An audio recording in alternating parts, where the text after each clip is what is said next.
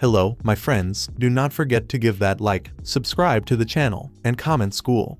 I am not Bumblebee, nor Optimus Prime, nor the robot. The anime begins by introducing us to Haruka, who is luring some goblins into a trap while they pursue him.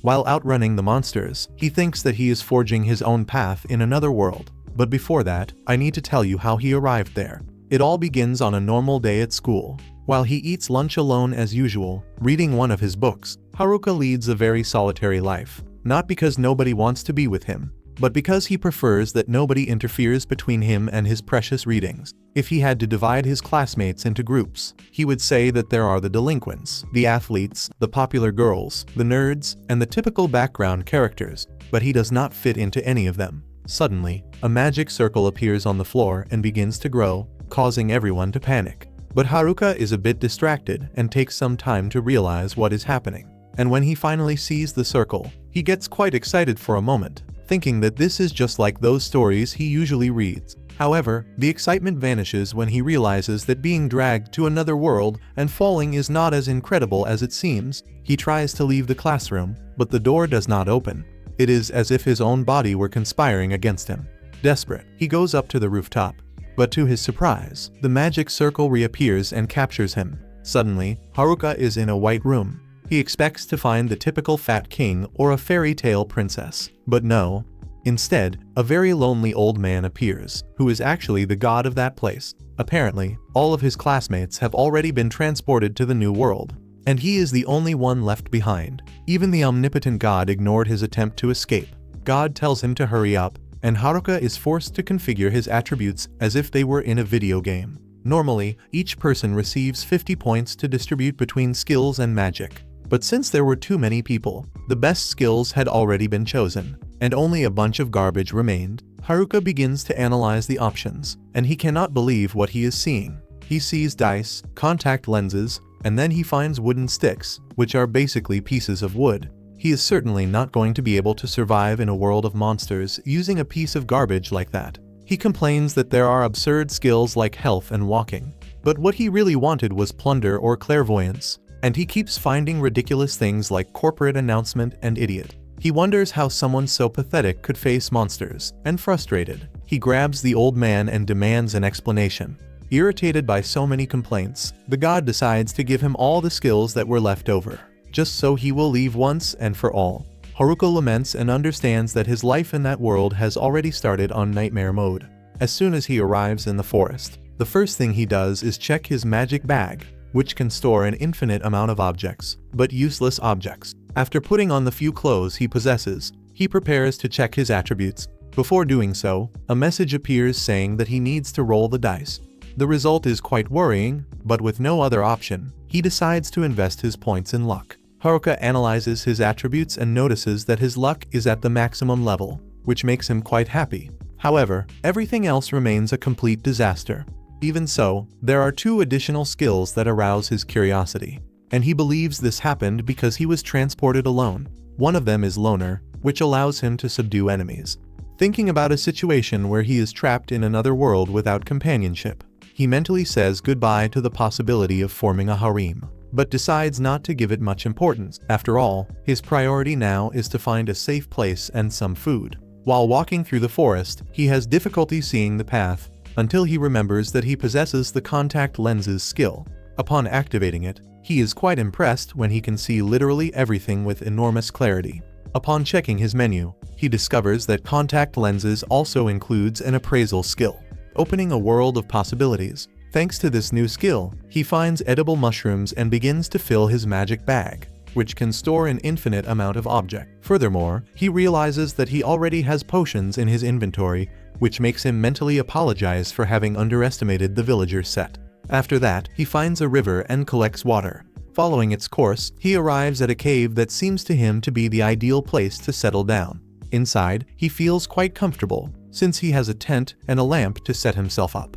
After settling in, he creates a campfire using a temperature skill, convinced that this will keep the beasts away. Upon checking his attributes again, he notices that his temperature magic has leveled up, and furthermore, he has unlocked fire magic, clairvoyance, perception, and enemy detection. Satisfied, he ends up falling asleep, and upon waking up, he He feels immense relief that nothing dangerous happened during the night. But this only occurred because his objects possess a monster repellent effect, something for which he thanks the cornered title he received. However, his stomach begins to complain, so he lights the campfire again using his newly acquired fire magic. He mixes the mushrooms he collected with the meat that was in his bag and seasons the meal, surprising himself with how delicious his breakfast turned out. He did not expect to be so good at cooking. This makes Haruka think again about how surprising the villager set is. He even wonders if this set really belongs to a villager, because it looks more like that of an adventurer. After having his breakfast, he decides to figure out what his next step will be. While continuing to explore the forest in search of resources, he notices the presence of some goblins in the distance. He spies on the two goblins without being detected and thinks they seem to be easy prey. However, he knows his attributes are still mediocre, and upon picking up his wooden stick, he understands that sooner or later he will have to fight. Perhaps that was a good moment to practice. Even though he does not feel very confident using the wooden stick as a weapon, he decides to utilize his equipment skill to channel magic energy into it. And to his surprise, it works. Excited by the success, Haruka decides to grow strong on his own. With renewed confidence, he advances against one of the goblins and lands a very strong blow on its head with a magic wooden stick, followed by several others until defeating it. The other goblin tries to attack him, but its movements are so simple that Haruka can predict all of them with extreme ease. He points the wooden stick, concentrates energy at the tip, and fires an energy blast, defeating the second goblin. With the battle over and the sun setting, Haruka reflects on his first combat. Even if it was not perfect, he managed to survive successfully. Still, he feels he suffered more psychological than physical damage. On the way back to his cave, he takes one of the goblin clubs with him, but complains about it being quite heavy, short, and useless compared to his wooden stick, which for now he considers much more useful. Upon checking his attributes again, he is happy to notice that he leveled up. His basic attributes doubled. His skill with wooden sticks improved significantly, his sensitivity increased, and he even acquired a new skill called magic wrapping, which he believes he obtained by infusing magic into his wooden stick. He also notices that his physical conditioning skill leveled up, thanks to the training he started that very day. Tired of eating only mushrooms, Haruka begins to desire a bit more meat, but he knows that if he thought like that out loud, the class representative would be very angry. Even with his minor problems, he decides to maintain a positive attitude. The first thing Haruka does is use his new magic wrapping skill, with which he can increase both his physical strength and his defense. This leaves him quite embarrassed, as he realizes it is better than most of the useless skills he had seen before. He remembers that his appraisal skill also leveled up, but when testing it on various objects, he cannot understand the question marks that appear at the end of the descriptions, so he leaves the cave to continue exploring, hoping to have a bit more fun in that new world. He barely takes a few steps when he finds a mushroom. At first, he is happy, but he soon throws it to the ground. Tired of always eating the same thing, tired of those little mushrooms, he screams in complete frustration. He becomes desperate and begins to look for a place where meat grows, as if that were possible. After finding nothing, he gives up on the idea and resolves to test his new magic. He makes a very quick gesture and activates magic wrapping on his body, becoming as light as a feather. Now he can move very fast and feels unstoppable. His attacks are faster and stronger than ever, so he decides to put his power to the test. Facing goblins larger than the previous ones, the battle is so easy that he becomes full of confidence, saying he can defeat 2 or even 3 goblins at once. But when 3 giant goblins appear out of nowhere, his plan to play the superhero crumbles. He changes his mind very quickly and runs to hide behind some bushes, as if his life depended on it, and decides it is better not to push his luck. From that moment on, his routine becomes simple. He hunts goblins during the day and experiments with magic during the night. On the 5th day, he has already become a true master in the art of defeating goblins, being capable of eliminating one of them with a single blow. Furthermore, he decorates his base with excellence. One night, he finally gets lucky and finds a rabbit. Haruka goes after the animal with a malicious smile. He is happy to finally get to eat meat for a change. The rabbit is terrified and has no idea what to do. While Haruka laughs as if he were a monster, at that moment something catches his attention, and he senses a presence nearby. But it is not that of a goblin. He observes carefully and realizes that they are the delinquents from his class, and his mood changes instantly. He does not want to cross paths with those guys, but before he can flee with the rabbit in his hands, He senses that something is wrong. He uses his clairvoyance and discovers that further ahead are the most popular girls from his class. His mood worsens even more, thinking that this can only be a nightmare. But the situation does not stop there. The athletes are also approaching from another side, and the nerds as well. Despite talking to them from time to time, at that moment he wanted to have contact with absolutely nobody. And as if that were still not enough, the class representative also appears. He wonders if this is a meeting of the entire school. Haruka sighs, lets the rabbit go, and stands up, reflecting on how cruel this new world can be. Having many companions can be useful, but he does not think he really needs them. And he remembers that he has known the class representative since middle school. And for a moment he considers going over to her. But after taking a few steps he stops, and begins to realize how much he is enjoying his freedom.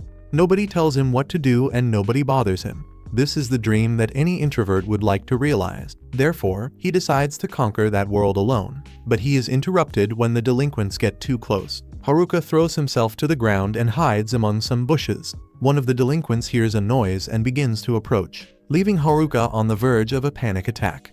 But when all seems lost, a rabbit runs out of the bushes, and the delinquents conclude that it was nothing important. They leave. Haruka is relieved and decides to follow them discreetly from a distance. He observes the group resting by the riverbank.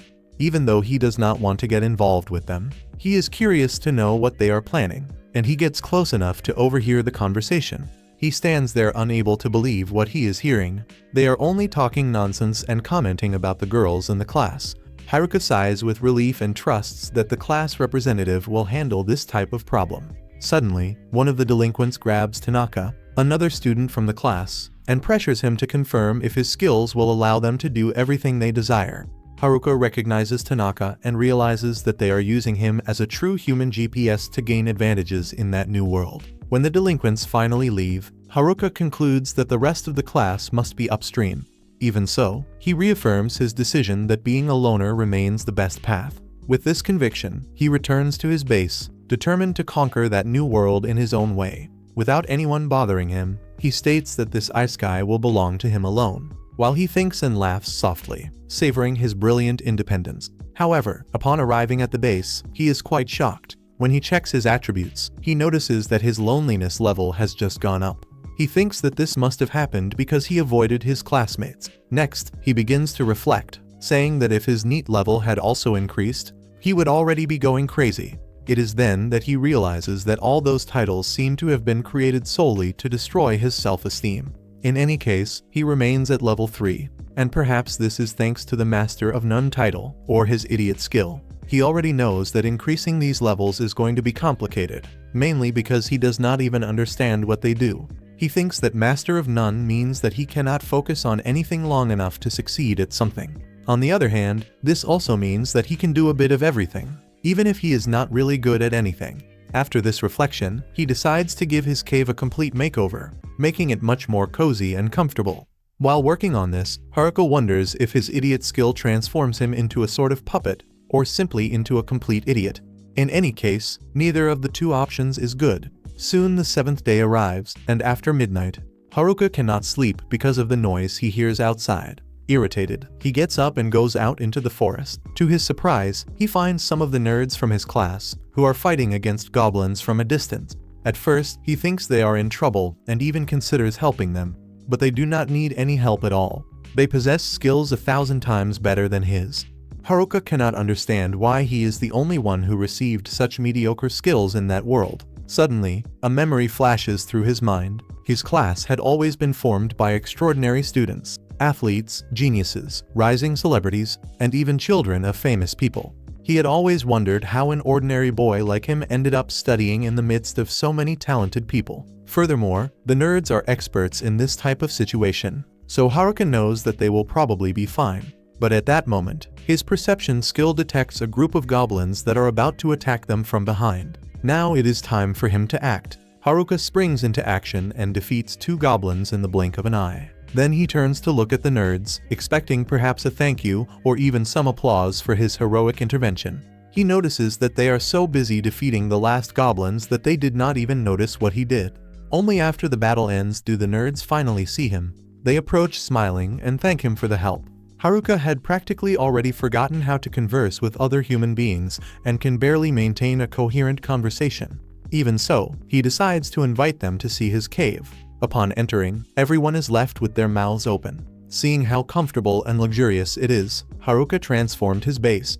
Then he asks what happened to the rest of the class, and they, with a mysterious air, tell the whole story. It turns out that everyone, except Haruka, was transported directly into the forest. As was to be expected, panic took over everyone. The majority did not have the slightest idea of what was happening. The nerds, on the other hand, maintained their calm.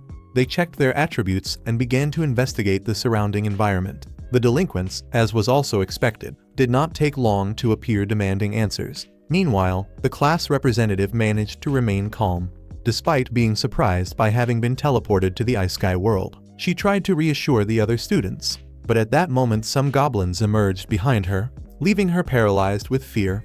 Even the delinquents, who always played tough, were left trembling, but the nerds drew their weapons and finished off all the goblins. Even the athletes did something, helping to defend the group and eliminate the monsters with plenty of skill and ingenuity. After the confrontation ended, the class representative assumed leadership and conducted everyone to a safe clearing on the riverbank, where the nerds used their knowledge about ice guys to set up a camp.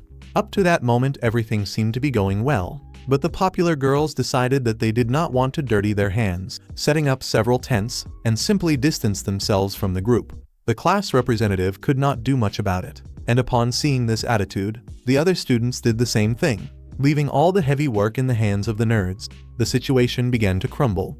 While only a few worked, the majority only complained and did absolutely nothing. The nerds not only needed to set up the camp, but also defend it from goblin attacks. It was then that the situation became even more worrying. The nerds began to suspect that the delinquents had chosen skills like charm and puppeteer, capable of manipulating other people. Determined to stop them, they began to level up non-stop. On one occasion, they heard the delinquents talking out loud about their plan to form a harem. The nerds informed the class representative, who concluded that it was already time to act. A few days later, the delinquents tried to use charm and puppeteer to take control of the camp, but the nerds were already prepared for that possibility. Utilizing sealing skills, they managed to neutralize the delinquents.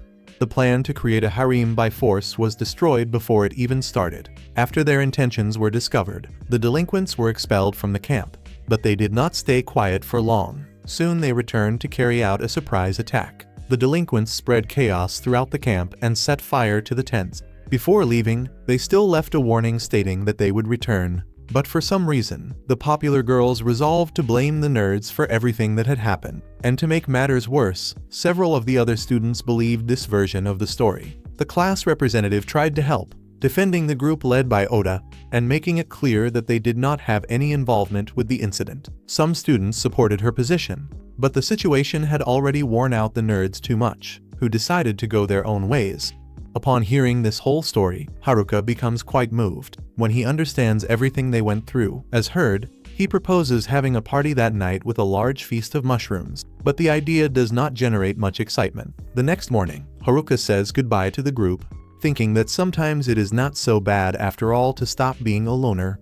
Before departing, Oda asks if he is sure that he would not like to accompany them on their journey downstream, where they intend to find a village and begin a new life as adventurers. Haruka considers the proposal for an instant. After all, they used to share books and other interests in common, but he decides to refuse the invitation in a very dramatic way, believing that his attributes would only slow a group down. While continuing to follow his path, Haruka reflects on the nerds, who seemed quite worried about the class representative. In the middle of his journey, Haruka is attacked by a kobold, and even though he manages to defeat it, he ends up following his path all bruised until arriving at the supposed camp. But when he gets there, he finds nobody. Suddenly, his enemy detection skill is activated, and he notices a trail of footprints. He decides to follow them, and after a few minutes, he finds the popular girls. He becomes very nervous and tries to disguise it, and begins to retreat slowly, trying to leave without being noticed. However, as soon as the girls notice his presence, they ask him to stop. Instead of obeying, Haruka begins to run as if his life depended on it. He only wants peace and quiet. According to him, women are the opposite of that. But one of the girls screams, asking him please to stop. Something so unusual coming from them leaves Haruka bewildered, so he finally stops. One of the girls asks if he is a friend of Oda's group, because they are looking for them. Haruka becomes suspicious and asks for the reason, imagining that they intend to exploit them in some way. But they surprise him by saying that they want to apologize. By all indications, after reflecting on everything that happened, they realize that the otakus saved their lives. This leaves Haruka even more confused. He would never imagine a popular girl apologizing, neither in that world nor in the real world. Even so, he ends up saying that they will never be able to catch up to them. But the girls insist on knowing where they are. Haruka gets a bit annoyed and asks if they know how to leave the forest or fight against monsters. Since none of them can answer, he makes it clear that he needs an immediate response. Deep down, he does this to find out if they are truly serious. It is then that the girls begin to cry. They beg for Haruka to teach them how to survive, saying that they need this in order to manage to apologize to the otakus. At that moment, something is activated in Haruka's menu. His subjugation skill, all because he answered yes by reflex. Upon checking his menu, he notices that the girls now appear on his subjugation list, with names like Lilia of the Jaus, Jaru-A, and Jaru-B. Haruka enters into complete despair. Now they are officially part of his group. While they walk, he argues with them for continuing to follow him, as if they were puppies glued to him. But they do not answer absolutely anything, because they are officially subjugated. This terrifies him even more, mainly because they possess so little health that they would hardly survive any confrontation. And he has no idea how to cancel the subjugation. To make the situation worse while he tries to find a solution, Haruka notices that the leader of the girls is injured. He offers a healing potion, but instead of drinking it, she simply pours the potion over her own body. In the middle of all that confusion, Haruka imagines how furious the class representative would be if she saw him in that situation, with the popular girls following all of his orders as if they were slaves. Desperate, he continues to look for some way to undo the subjugation, when suddenly the class representative appears out of nowhere to greet him. Meanwhile, the criminals are plotting their next move, since they have information about the location of the girls. However, their leader reminds them that first they need to take care of another problem before moving forward. When Haruka is lost in thought, the class representative brings him back to reality.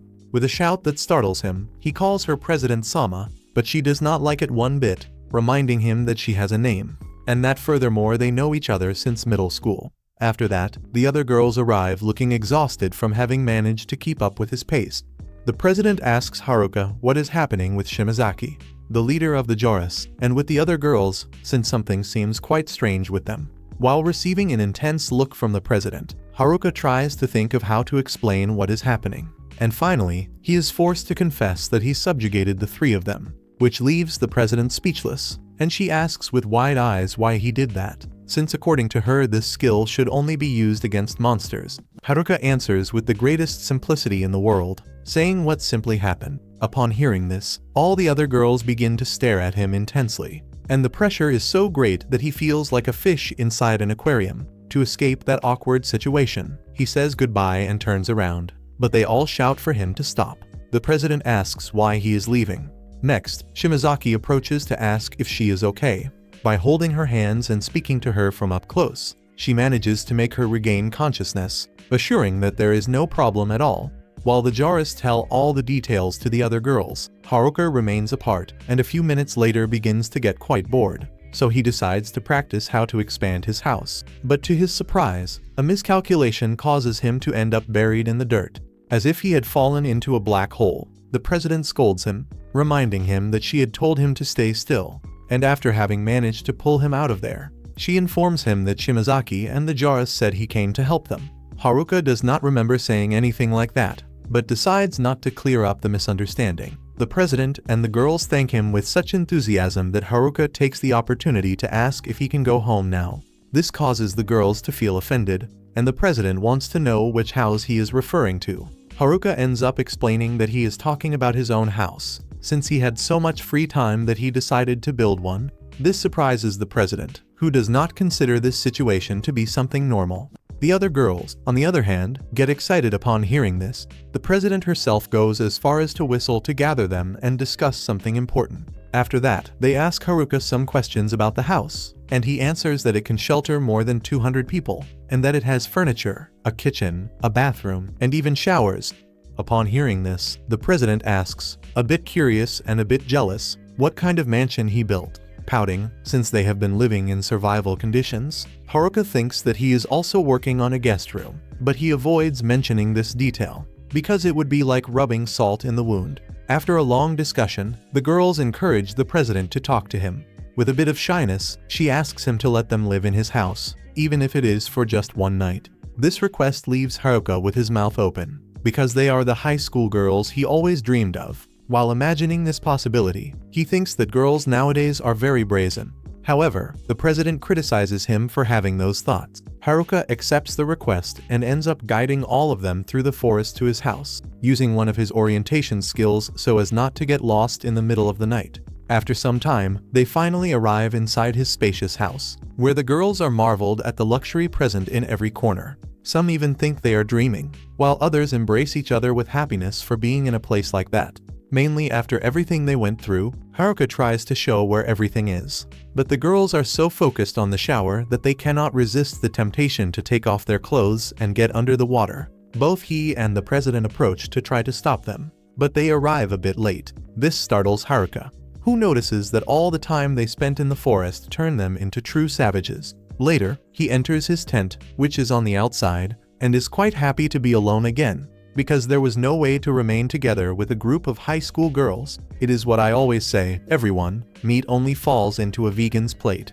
At that moment, the president arrives and thanks him for having saved her. After Oda and his friends left, the other boys were very worried, and so she feels that it is good to be able to enjoy peace again, especially because such a beautiful room, food, and a bath put everyone in a good mood. Even though she thinks she must represent them, the president feels that she managed to do much, but Haruka says that she was always by their side. In fact, on that very day, she protected all of them, and she does not need to feel embarrassed, because the otakus were practically made for the day they were transported to another world. Upon hearing his words of encouragement, the president laughs and admits that she feels a bit better, but also begins to reflect on the situation.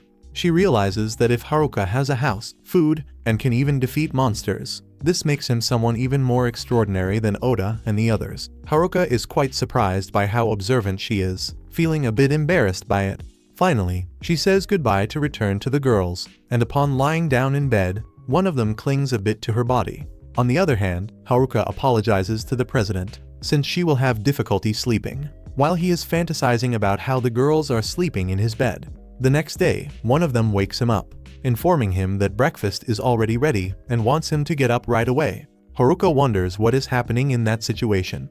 In the end, he says he wants to sleep a bit more, but she gets very close to him, showing herself to be very comfortable, despite them not knowing each other very well yet. Changing the subject, he asks what there is for breakfast, and she answers that there are mushrooms and grilled fish. Upon hearing the word fish, Haruka becomes very happy, and on impulse ends up bumping his forehead against hers. After that, we see Haruka savoring an incredible fish, but the president asks why he is so happy, since he lived right in front of a river the entire time. Haruka tells her that he spent every day looking at the fish while eating mushrooms, and never managed to catch any because they are very fast and slippery. Now he wants to know if there is any easy way to capture them, which leaves all of them quite excited. One of the girls asks him to watch very closely, and in the blink of an eye launches an electric sphere into the river water, and suddenly several fish leap from the water electrocuted. Haruka gets so excited that he begs her to repeat that spell. When the girl begins to concentrate the spell in her hand, Haruka approaches to use his wrapping skill, enveloping all of the lightning magic. After capturing it, he goes to the river and launches it into the water, producing exactly the same effect. This leaves all of them confused, and the president asks what it was that he did. Haruka explains that he managed to obtain a bit of her lightning magic because he used his wrapping skill, and thanks to that he can acquire any elemental magic. He believes that the combined effect happens because of the wrapping, and that even the weakest skills can have some utility. The president praises the advantages of his skill, but he answers optimistically that he was just left with the bad skills that remained, while they chose the best one. After that, Haruka asks the president if they have already decided what they are going to do. She answers that they have not reached an agreement yet, but they are thinking about going to the city. This makes Haruka remember that the Jaris mentioned they wanted to look for the otakus, and the president comments that they should level up before going to the city, and Haruka agrees, since they will need many levels to go hunting otakus. Despite the complaints from the Jaris because of his insinuations, Haruka decides to help them, and the president thanks him, but makes it clear that they do not intend to hunt Oda and the others. Leaving the jokes aside, Haruka asks them to state their levels before they begin to rise even further. One girl says she is at level 19, and the other states she is at level 17. Shimazaki mentions she is already at level 20, and the last one comments she is at level 16. This leaves Haruka quite surprised, since their levels are considerably high, and he feels bad because he is still only at level 5. At that moment he sees a group of men in the bushes, and asks them to try to defeat that group. All of them are quite confident that they can win, but after a few minutes the entire situation changes, and we see that they were defeated and mistreated. Haruka thinks that is pathetic, whereas the girls begin to complain, saying they did not know they bit, and that they were so fast. Haruka becomes very confused when he sees all of them inside his magic tent, which expands and is capable of sheltering many more people, but does not know what they are doing there. They explain that they are doing a post-battle review, and after they finish discussing their strategy, they leave as excited as before for another round. The girl who woke him up earlier stays to talk to him, and in the end asks for forgiveness, because that morning she was putting him to the test. It turns out that when the boys attacked, she was almost captured, which was quite traumatic for her. Because of that, she was worried that Haruka might attack them, but he gave them a place to stay, food, and is still teaching all of them to fight, which makes her realize that he is not at all like the other boys. She even offers to come back to wake him up every morning, whenever the fish is ready. Haruka accepts and starts to call her Fish Girl, but she does not like that nickname one bit. The next morning, Haruka is quite happy to be enjoying another delicious fish thanks to Fish Girl. At that moment, he hears the girls talking about wanting to get revenge on the kobolds, and thanks to this objective, they begin to train. Soon we see them fighting against goblins. Shimazaki flees from the battle, which ends up being the best decision, since the others are defeated again. After this training stage, the day of revenge arrives, and the kobolds do not hesitate to mock them. Haruka wonders if they are going to be fine. He even notices that some pretend to be sick to escape the battle, which makes him believe that the president's training is serving no purpose. But what happens next is that everyone begins to work as a team.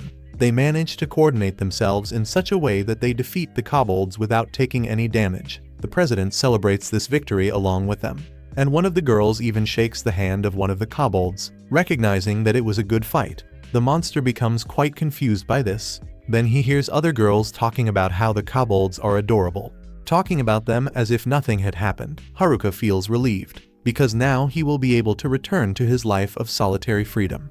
At that moment, the president approaches to thank him, since now they will be able to go along with him to the city. This leaves him a bit confused, so he asks when it was that he said he would also go. But she avoids answering and only reaffirms that they are going together.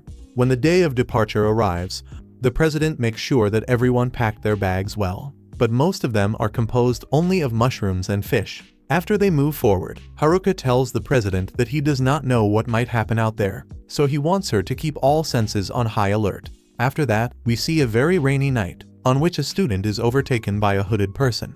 Despite the boy explaining that he does not possess the skill she is looking for, his pursuer speaks her words and strangles him to death, demonstrating satisfaction after committing that act. Haruka and the girls continue their journey through the forest. He thinks that with the criminals after them, the most important thing is to keep the group safe, and for that, it would be best to leave the forest as soon as possible, or at least try to do so without ending up getting involved in more trouble.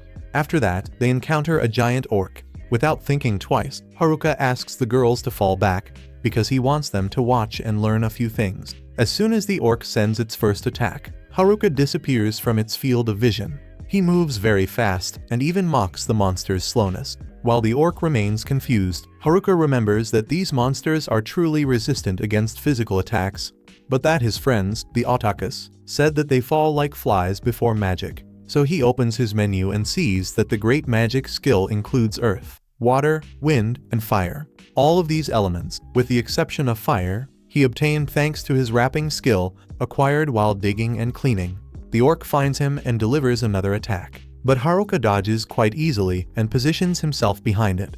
Taking advantage of the opportunity, he lands a blow on the monster's neck with his wooden stick. The impact is so strong that the orc begins to cry and falls to the ground, making a drama all of a sudden. Haruka stands there unable to believe it for a moment, because he believed that those monsters were resistant against physical attacks. While the girls cast a look of disapproval at him, Haruka tries to redeem himself and sets off toward another orc using his fire magic, which he obtained thanks to his temperature skill. He launches a weak spell directly at the orc's face, but the result is a gigantic explosion, so powerful that the monster falls stiff to the ground. Haruka continues unable to believe it. He thought he would need much more to be able to defeat it, whereas the girls are not impressed in the slightest and complain that this way they will not learn a single piece of garbage. But it turns out that Haruka does not know how to moderate his demonstrations of power.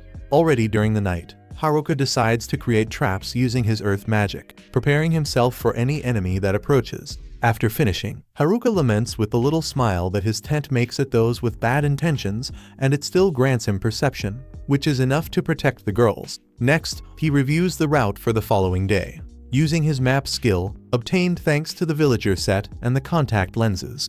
At that moment, he notices that there is an enemy nearby and silently approaches the location to spy on them, but ends up finding the group of athletes. Kakizaki, their leader, greets Haruka in a pleasant manner, because he thinks they do not need formalities in the middle of a forest.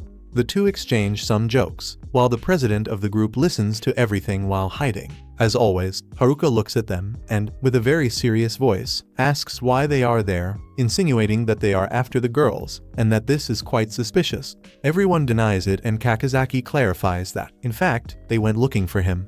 Haruka asks if, in that case, they like bananas, but they deny it. What a nonsense question. Then, Haruka asks why they are hiding from the girls. Kakizaki explains that they can no longer trust anyone and states that there is a skill even more terrifying than puppeteer or charm. Haruka can only think of one, the hijack skill. Kakizaki confirms with a nod, saying that it really is that skill. The curious thing is that the delinquents did not even find it, which means that they probably do not possess it, and whoever really has it has not been discovered yet. With a smile on his face, Haruka asks what they would do if he had that skill. But the group of athletes relaxes and answers that if it were him, they would be at peace.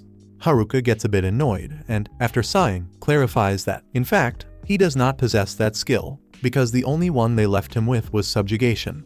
Someone comments that this skill is much worse, but that in any case it makes no difference for him to have it, since he lives alone all the time. Even so, they ask him to be careful until they find the true bearer of the hijack skill, and they also ask him to send an apology to the president. Meanwhile, we see that she listened to the entire conversation a bit nervously. The next morning, Haruka is quite surprised when he sees that the girls are in a good mood. The president approaches him and asks for them to spend some time alone. She speaks about what happened the previous night with Kakizaki. Haruka takes the opportunity to send an apology, but she remains quite nervous. Taking advantage of the opportunity, Haruka reveals that he knows she possesses the hijack skill. The president is quite surprised and asks how he found out, since that was a secret known only by Oda's group and by her. Haruka answers that a simple look was enough to notice and further bets that the athletes are too much of idiots to find that out on their own. The president becomes quite intrigued and asks why he is helping even knowing all of this, and if by any chance he is not afraid of her.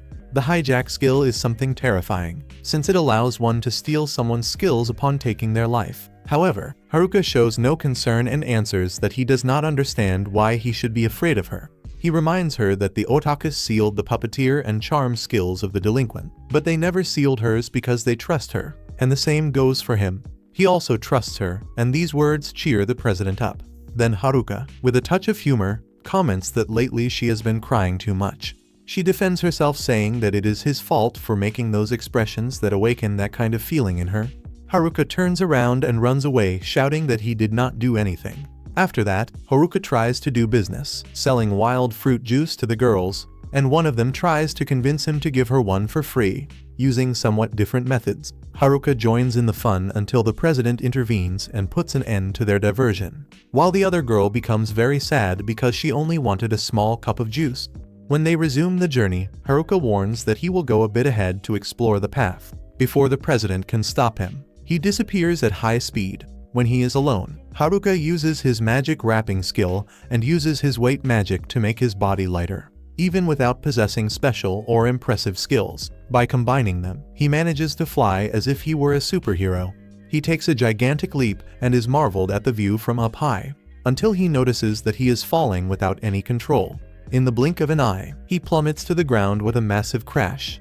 He feels a lot of pain and comments to himself that if he had not used magic wrapping to sustain his endurance, he probably would have been crushed. When he returns to the girls, the president gives him a very firm scolding for having hurt himself. But Haruka only invents vague excuses without telling what really happened. Instead, he changes the subject, offering her a wild fruit juice. She leaves very irritated, while the girl from before is marveled with happiness and tries to tear the juice from his hands. The next day, the group continues their route through the forest, and, as always, strange events do not take long to arise. Finally, they manage to leave the forest, and when he checks his menu, Haruka discovers that he possesses a new skill called air walking. He assumes that he obtained it thanks to that entire experience of almost dying trying to fly. He begins to test it and discovers that it literally allows him to walk on the air.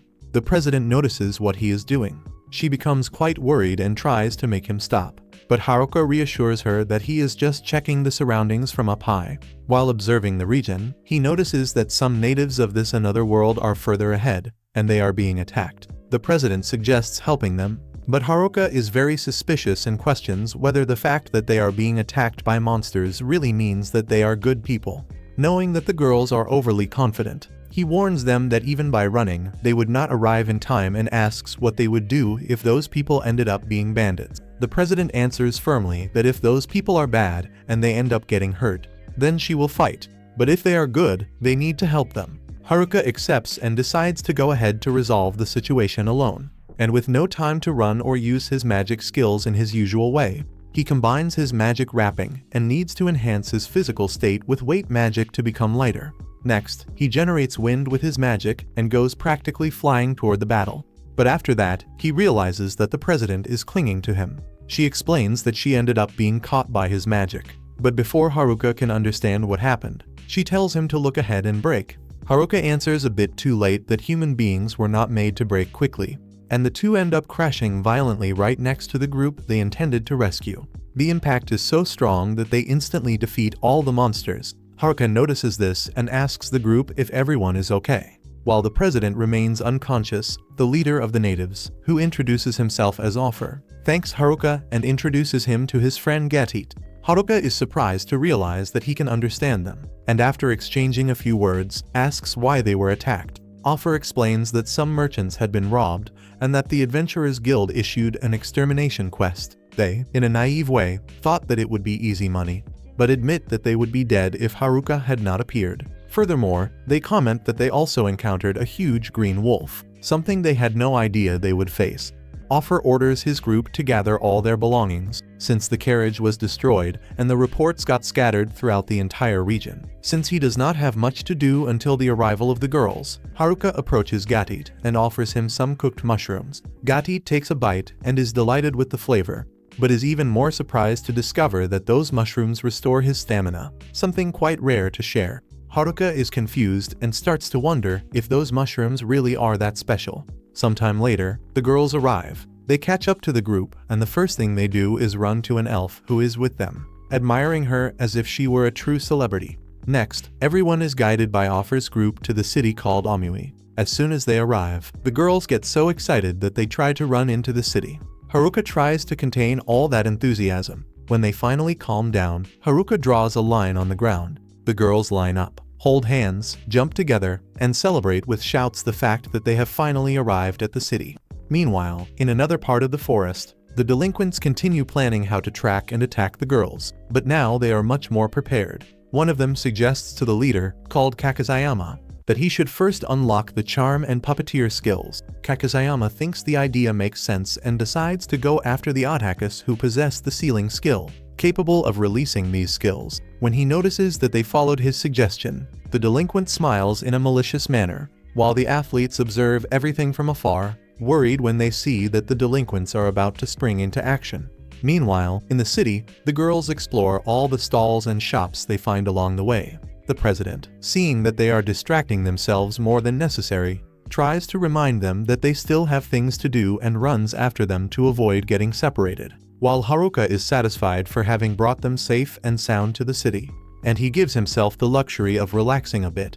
After that, the president begins to get tired, When she realizes that she cannot control the girls and notices that Haruka is sitting down resting, without the slightest intention of helping her. Irritated, she approaches and scolds him for doing nothing. Her patience reaches its limit and she decides to bring order to the situation, taking out a whistle and blowing it hard. All the girls present themselves and step into formation, ready to follow her leadership. Haruka notices that they seem to have been very well trained, since they demonstrate being prepared for anything. The president begins to explain the next steps. First, they must go to the Adventurers Guild, where they will sell everything they have collected so far. Next, they will register as adventurers, and finally, they will rest at a hotel. At that moment, Shimazaki complains, because they are acting as if looking for Oda's group were not that important. Haruka suggests that she must be very worried about their well-being, and upon hearing this, Shimazaki denies it. But her expression is not convincing in the slightest. When they arrive at the Adventurers Guild, they encounter a very tense atmosphere. The men who are inside do not seem to be very friendly, and the presence of so many girls accompanied by only one young man does not help at all. At that moment, Offer informs Haruka that the guild master wishes to speak with him. Haruka goes up to the second floor and meets the guild master, who strongly resembles a character from his childhood, though he cannot recall who it is. The man speaks to Haruka in an intimidating manner, but to his surprise, he only thanks him for having saved Offer's group. Relieved, Haruka leaves the room and notices a door that seems to be the place where they buy resources. When he arrives at the counter, at that moment, he tells the receptionist that he would like to sell his magic crystals. She asks him to place them on the counter. Haruka obeys and pours out a literal mountain of magic crystals. The attendant becomes quite overwhelmed and tries to explain that she cannot appraise so many crystals at once. But that is not all. Haruka comments that he can still bring much more, and the girl gets a bit irritated and asks him to at least give her a day to manage to take care of that. At that moment, the girls approach excitedly to announce that they have already registered as adventurers. Offer smiles, even though he knows they are about to embark on a dangerous job. But he is happy for them. Deep down, Haruka thinks that everyone leveled up a lot and notices that those older men who previously stared at him with hatred are now smiling and giving friendly pats on his back. Shimazaki pushes Haruka and tells him to register right away. While he walks the path, he feels as if he is saying goodbye to his old self and is about to start his wonderful new career as an adventurer. Inside the room, the president comments to Offer and Gatti that Haruka will be an incredible adventurer, because if it were not for his help, none of them would be there. However, the lively atmosphere is interrupted. When the attendant finishes analyzing Haruka's stats, she informs him that he needs to be at least level 10 to be able to register. Upon hearing this, Haruka collapses and asks if they could not make a small exception. The attendant makes an expression of "I am sorry" and explains that all adventurers need to be at least level 10, and that even if he registered alone, they would be considered beginners until level 20. In other words, Haruka understands that he is going to be stuck at level 1 forever. Seeing that Haruka became disheartened, the president realizes that she will have to take care of the girls and lead them to the hotel. When they arrive, they are informed that the rooms are already prepared. But when Haruka sees the place, he asks if that is a love hotel. He is always asking nonsense questions. The president scolds him. Then when everyone moves to their room, Haruka relaxes upon realizing that the place is quite ordinary and cozy, though he admits that he feels a bit homesick for the forest. The next morning, Haruka concludes that the girls will be fine in the city and decides to return to the forest after receiving the payment for the crystals he sold. When he reaches the receptionist, she apologizes profoundly while handing him a bag with money, explaining that that is the entire amount available in the guild's coffers. Haruka just stares at her very confused, wondering why she seems to be returning something that she had stolen from him. The guild master appears. He approaches and explains that he has not finished processing all the loot that Haruka brought, which also means he does not have enough money to pay him in full, so he friendly proposes to make the rest of the payment in installments, and Haruka accepts the proposal. Next, the guild master hands him the bag of gold and informs him that it contains 8,000 gold coins. Haruka keeps looking at the bag for a few seconds, trying to process the value received. The receptionist explains why he earned that amount. He delivered a huge quantity of boss crystals and also defeated the green wolves. Upon hearing this, his jaw almost drops to the floor. After that, Gatti approaches Haruka and says that he knows a place that will probably please him. Haruka thinks out loud and imagines it is a brothel and follows Gatti without thinking twice. While the president becomes jealous and tries to stop him, perfectly realizing what his perverted thoughts were. The two move forward, and Gatit reveals that the place is actually a small, little-known weapon shop. A true paradise for adventurers. The shop is filled with specialized equipment for dungeons, being a perfect place for unconventional people like Haruka. He becomes quite happy, but is also a bit disappointed at first, though his spirits soon improve. When he tries on all kinds of weapons and pieces of special armor, he finds it very difficult to say no to any of them. Haruka gets excited about his first purchase, but suddenly he finds a special piece of jewelry that possesses a unique characteristic. It merges 7 items. Since his appraisal skill reached an impressive level, his villager set even started to show the same description. He becomes quite intrigued and asks the salesman what that means. The man explains with a satisfied smile that it refers to the combination of items. With that necklace, it is possible to combine up to 7 items and utilize the effects of all of them at the same time. When he hears this, Haruka gets very excited. If his villager set can do the same thing, he will be able to add a huge amount of effects to his equipment. But just as he begins to go crazy over this idea, the president arrives like a worried mother to scold him. She states that it is already very late and that the girls are already sleeping. However, Haruka insists that she give him a bit more time. He is somewhat clumsy and ends up dropping an item he was holding, provoking an accidental fusion. The shop owner screams that this is not allowed, especially before the items are purchased. To make the entire situation worse, all of that is worth more than 10 million coins. Gatit and the president try to convince the shop owner to reduce the price a bit, while Haruka lets out a desperate cry, believing his shopping days have come to an end. The next day, 20 days are completed since they arrived in that world, and it is possible to notice that Haruka is quite depressed. They managed to reduce the price to 8 million coins, but this left him bankrupt. Haruka wishes to go out to obtain more crystals, but foreigners cannot leave the city unless they become adventurers and obtain an authorization. Even while trying to escape along with the girls, he knows that there is someone who does not trust him. It is clear that he is referring to the president. Despite everything, Haruka does not give up on his desire to flee, so he puts on his old villager cloak, which is now combined with a cloak of invincibility. And with this, he feels like a true ninja. He heads toward the exit, carefully passing between the girls and the president, and in a few minutes, he manages to escape.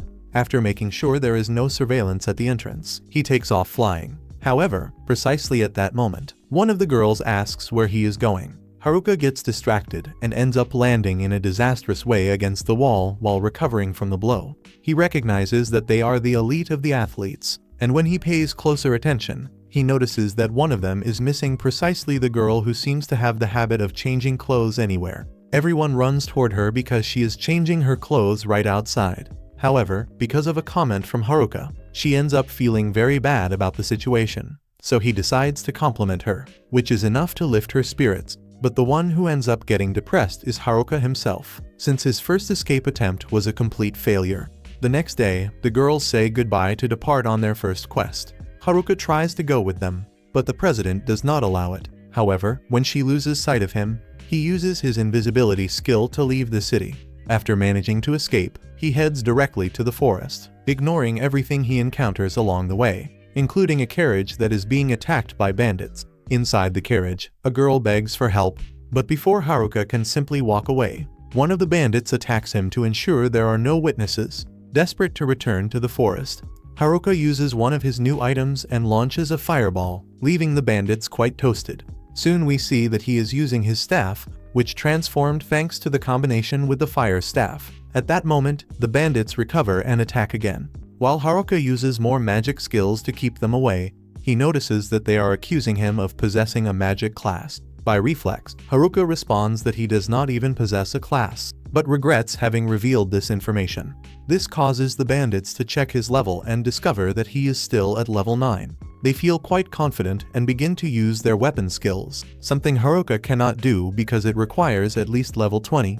Despite the three of them throwing a large quantity of long-range attacks, Haruka moves without difficulty, until the bandits themselves run out of energy. The girl who was saved approaches to thank him and introduces herself as Muriel. She reveals that she belongs to a noble family, but realizes that in fact, the bandits ended up being defeated by themselves and does not know very well what to say, since Haruka initially tried to ignore her and abandon her, so she is not sure if she really should thank him. However, she states that at the very least she feels a great gratitude toward him, while Haruka thinks that he has just met yet another eccentric girl in the strangest way possible, and cannot understand what is wrong with her. After that, he introduces himself officially. Muriel explains that she is the daughter of the lord of a certain town and asks Haruka to accompany her during the remainder of the journey. When she notices that he seems very unconvinced, she comments that she fears for her safety, and that she would like to show him her gratitude. This justification makes Haruka change his mind, so he accepts to accompany her. After becoming more comfortable, Muriel asks which city he came from. From then on, Haruka begins to speak poorly of the city, complaining about the strange hotels and the absurd payments that the guild demands. Furthermore, he comments that the lord of that city probably is just as stupid and does not know about his own city. Upon hearing these words, Muriel becomes quite disheartened, because she is the daughter of that lord whom he despises so much. She feels very guilty and regrets having acted in such an arrogant manner before someone of humble and anonymous origins. With this, Haruka realizes that the carriage is heading toward Amui and begins to scream, asking for them to let him get off. On the other hand, we see the athletes blocking the path of the delinquent. Kakizaki warns them that he will not allow them to get near the girls. The leader of the delinquents tries to attack him when he notices that he does not intend to back down, but suddenly someone drives a sword into his back.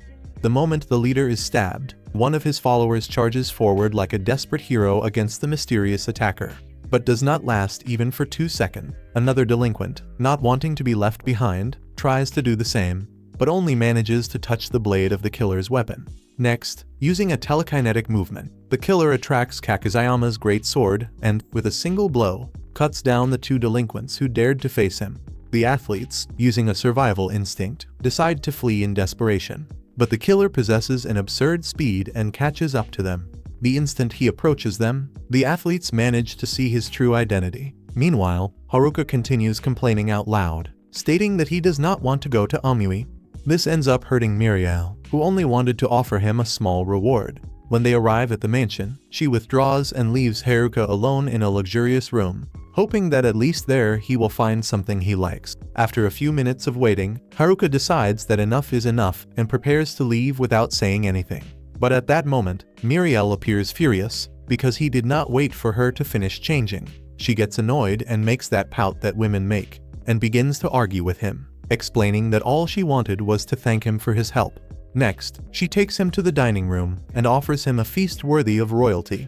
Furthermore, she hands him a bag of gold and an identification card, hoping that he will at least remember the name of her town. However, Muriel talks non-stop. Haruka is focused on the food and on the new rewards he has just received. With her heart a bit broken, Muriel begins to wonder if someday he is really going to pay attention to her.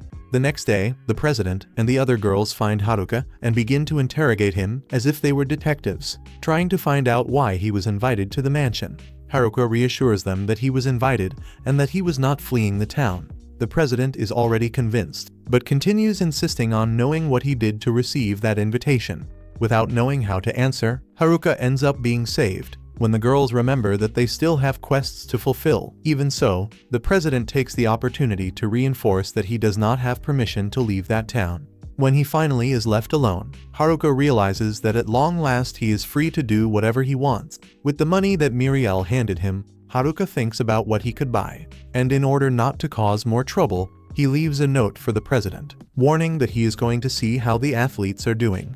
He thinks that it is something secret that will not make her irritated. When he arrives at the city gate, he uses his new identification and crosses the entrance with a smile on his face, heading toward the forest, determined to ignore any carriage and danger he encounters along the way. After that, an orc tries to take him by surprise, but Haruka finishes it off with a simple strike from his staff. Even so, he finds it a bit strange, since these monsters usually live deeper in the forest. Regardless, he just ignores it, satisfied with the equipment he bought and convinced that he will now be able to survive peacefully. He continues advancing until he finds a bloodstain on a rock. He imagines it probably belongs to the athletes after all. They are not ice sky experts. Following the trail, he ends up finding the group severely wounded. Seeing that Kakizaki is still breathing, he uses all his mushroom potions to try and save him.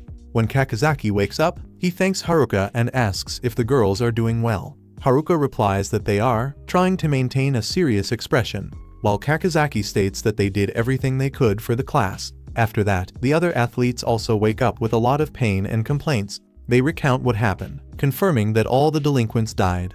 But they do not know if the nerds are safe, because the killer is a true strategic genius.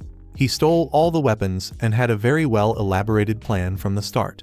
They conclude that the killer is now after Tsuyuri, the class president, because of her hijack skill. Haruka realizes that, in theory, only he and the nerds knew about the existence of that skill. Kakizaki explains that the killer only attacked them because he was looking for Tsuyuri and figured they would certainly look for her to ask for help. Haruka thinks to himself that he no longer wants to get involved with weapons and that his only desire is to live in peace. Still, he ends up agreeing to help them, making it clear that he intends to fight alone.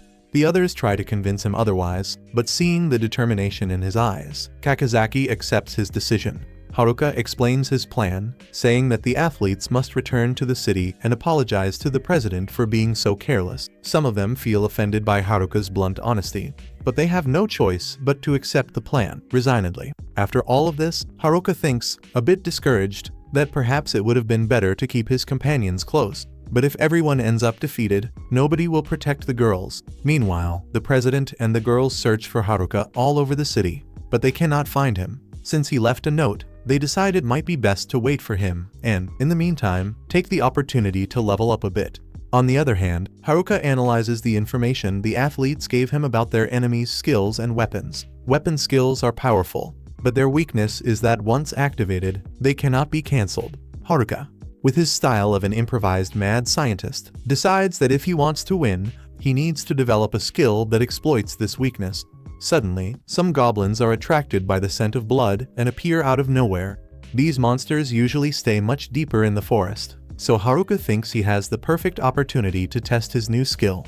After defeating them, he comments with some frustration that he wishes he could fight something stronger. Right at that moment, his perception detects a goblin king. The monster barely spots him before rushing to attack. Haruka manages to dodge its attacks thanks to the combination of his evasion skills, and after escaping several strikes from the Goblin King, he decides to take the next step in his strategy. He uses magic wrapping to combine a bunch of skills into a new technique, which he applies to his staff. With a swift movement, he attacks the Goblin King, defeating it in a single second. When combining them, it is possible to create something good, or at least useful.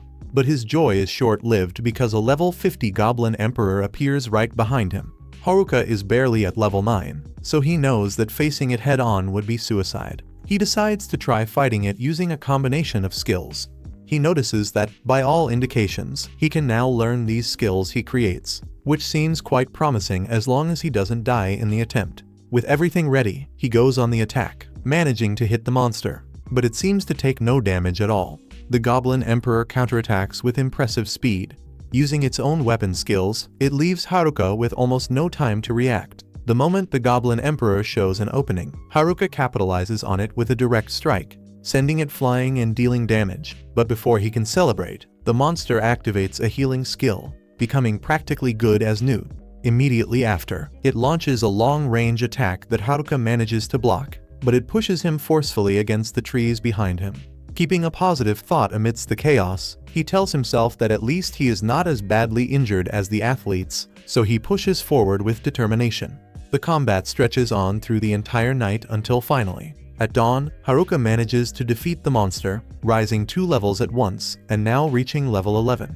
Upon arriving home, he reviews his status and discovers that not only has he leveled up, but he has also acquired new skills, including a master skill that takes longer to level up but allows him to obtain skills much more easily. Furthermore, he understands that his invented skill manipulates the openings of weapon skills, allowing him to attack without preparation. Proud of his progress, Haruka leaves his house ready for anything. When precisely at that moment, a hooded man appears. As he approaches, he reveals his face, and we see that it is Tanaka, the student whom the delinquents used as a human GPS. Haruka remembers him very well, the guy with suspect face number 1.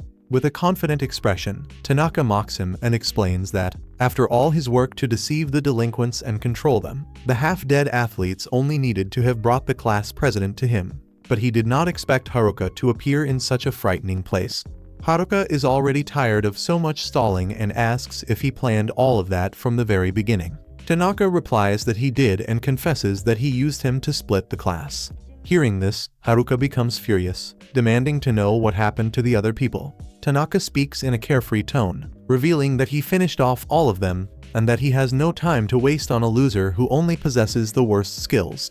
Haruka points his staff at him, clarifying that he does not intend to let him escape. Tanaka is slightly surprised, asking what a loner like him has to do with any of this, and Haruka replies that even loners have someone to protect. Facing this declaration, Tanaka smiles with malice and warns Haruka that he is also going to die. As soon as Tanaka pronounces his death sentence, Haruka decides it is time to attack and delivers a direct destructive blow. Tanaka blocks it without difficulty. Far from being frightened, he reminds him that the skills of Haruka were nothing more than a combination of useless magic. Haruka continues launching attacks, but Tanaka becomes more confident than ever and uses his interference skill to slow him down. Meanwhile, the class president discovers that Haruka is alone in the forest and wants to help him. But Kakuzaki stops her and tells her to trust that Haruka will manage to win on his own. Back in the forest, Haruka can barely move a finger because of the skill of Tanaka, but he continues dodging the attacks as best as he can. Tanaka is confident and says that he used to consider him a weakling, but now, before delivering the final blow, he wants to know when Haruka began to suspect him. Haruka answers that from the very beginning, something did not make sense, because it makes no sense for a solitary genius like him to be together with the delinquents. Tanaka does not lose his posture and replies that yes, he planned everything from the start, and that as soon as he obtained his interference skill, which allows him to control the movements of the enemy, he already had victory guaranteed. He uses some roots to trap Haruka and launches a fire attack, completely confident. Surprisingly, Haruka absorbs all the fire with his staff, leaving Tanaka in shock. Haruka did not expect that to work, but by all indications, his secret magic absorption skill saved him thanks to the mistletoe that he had combined previously. Seeing that Tanaka is distracted, he runs in his direction to seize the moment, but his attack is blocked by a giant sword, and a voice asks Haruka to excuse him. It is just that he had not attacked him earlier because he was thinking about which weapon he should use to finish him off, and he begins to summon a whole gallery of weapons. Haruka tries to evade and counterattack, but the attacks come from all sides. In a careless moment, he is hit by a shockwave that launches him through the air as if he were a Lego piece. Even so, he stands up again and thinks that the situation is truly complicated. His enemy possesses too many attack patterns and seems to have copied the skills of all his companions with his mimic skill. Tanaka confirms that his plan is to steal the kidnapping skill of the class to later become the most powerful skill collector of all. Taking advantage of the fact that Haruka seemed to have lowered his guard, he launches another attack against him. However, Haruka dodges with ease and asks if he can only use the same skill 3 times. Tanaka becomes nervous, and Haruka deduces that he found the weakness of his skill. The plan of Haruka was to provoke a sequence of attacks to test his theory, and it was absolutely correct. Tanaka becomes irritated and believes that he is a true living treasure of weapon skills. But Haruka is already accustomed to his speed and lands a direct blow to his stomach. Tanaka says that he still has an ace up his sleeve and shows his most broken skill, the most broken of all. He draws a dagger and begins to move like an unpredictable ninja. He disappears from the field of vision of Haruka and attacks him from above. Haruka barely manages to dodge, and the impact destroys all the ground around. Tanaka hides in a blind spot, attempting to use his instant death skill to finish off Haruka once and for all. Upon seeing him fall to the ground, he begins to laugh like a true psychopath, convinced of his victory. After all, Haruka made him use almost his entire repertoire of skills, which was reserved only for emergencies. Tanaka steps on the supposed corpse of Haruka and says goodbye satisfied.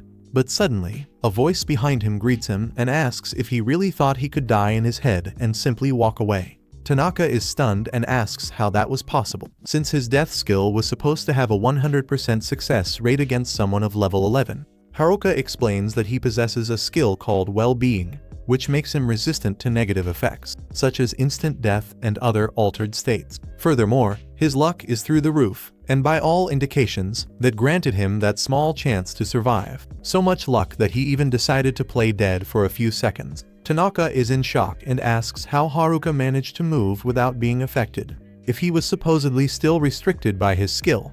Haruka laughs and reveals his trash skill called marionette, which could also mean puppet. and makes it clear that he trained it specially to control his own body, as if it were a doll manipulated by strings, even when the interference skill of Tanaka was active. He gives a chuckle and says that these skills he despises so much are not so bad after all. Tanaka becomes very angry and launches a desperate attack, but Haruka faces it without any fear. Cornered, Tanaka screams that this cannot be happening, because he had calculated everything perfectly, and just like in mathematics 2 plus 2 is 8.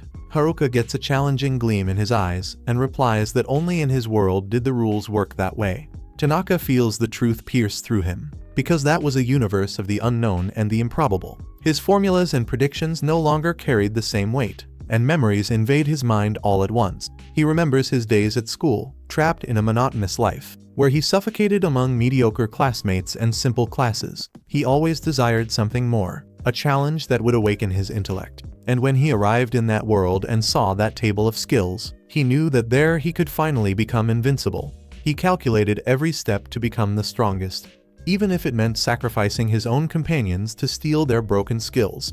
Just when he believed that nothing could stop him, Haruka appeared, and the boy, with the most mediocre skills, ended up defying everything he had planned. Tanaka delivers a desperate blow, but Haruka disarms him calmly, convinced that the battle had finally ended. However, Haruka lowers his guard and Tanaka uses the final blow in one last attempt, controlling his sword from a distance to attack Haruka. He feels the sword pierce through him and realizes that Tanaka is capable of manipulating objects remotely, something he had not foreseen.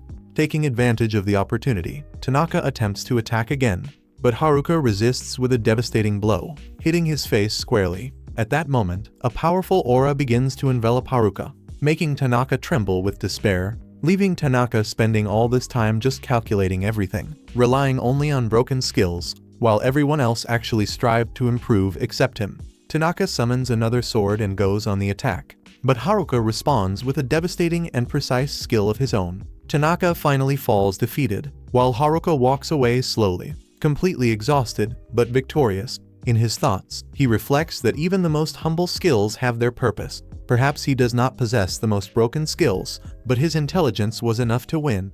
As he continues walking, exhaustion takes over his body, and he knows he is dangerously close to death. Upon ceasing to use his idiot skill, the pain of his injuries becomes unbearable, and on the verge of collapse, Haruka falls to his knees. Before touching the ground, someone catches him, our dear Otakis. Haruka is surprised, as he cannot believe where he is, and asks where they have been during all this time.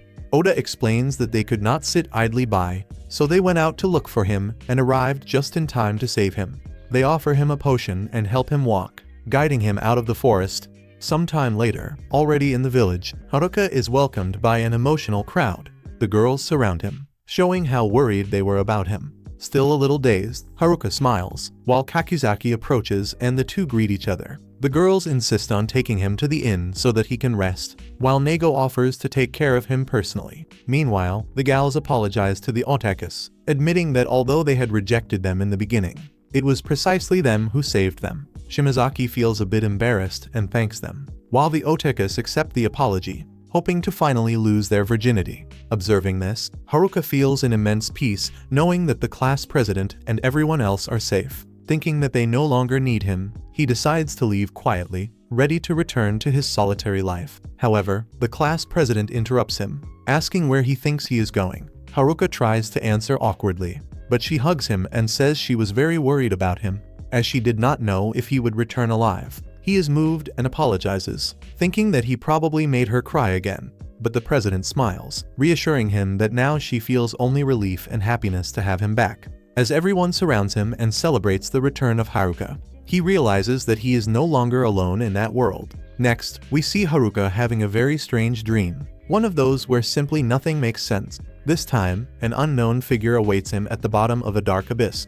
After some time, he wakes up wondering what that was. Sighing, he admits that that dream was strange. Haruka finds the Otakis, who in their adventurous spirit, are preparing for an expedition to the dungeon. They say they are looking for a rare object that, according to rumors, could change the way other people see someone. Curious, Haruka asks what exactly this object does.